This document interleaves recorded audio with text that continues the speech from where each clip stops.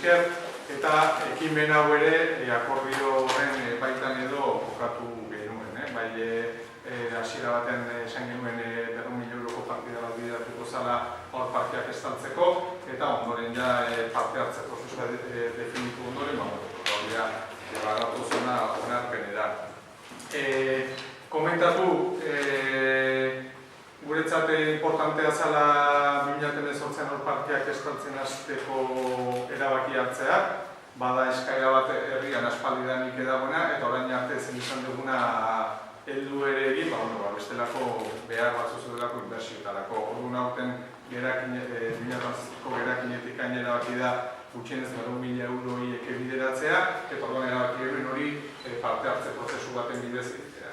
Orduan, parte hartze prozesu hau, bai esan, lehenengo aldia dela Andoainen horrelako prozesu bat egiten dela, eta beraz nahi genuen prozesu balik eta parte hartzaileena egin batetik, baina baita ere bere prozedure sinplea izatea. Bai, horregatikan egongo da boto bozkaleku bakarra, edo leku bakarra bozkatzeko, eta modu izango da boto paperaren bidez egitearena. Orduan, hor ikusten dezuten bezala 8 aurparke proposatzen dira, 4 goiko zonaldekoak edo izango direnak eta beste parte batekoak, eta gero ematen zaio jendeari aukera ere besteak atalean beste proposamen bat egin nahi baldin badute egitea. Orduan, aukera izango dute, 16 urtetik gorako andoindar guztiek bozkatzeko aukera izango dute, bakarrik aurkeztu beharko dute beraien nortasun agiria edo gidabaimena agiria rolda agiria, hori ja betiko prozeduetan, eta udaletxeko atarian jarriko dan maila hurbildu, bertan eman izena, eta ondoren jabine apuntatu dagoela, boto papera kutxan sartu.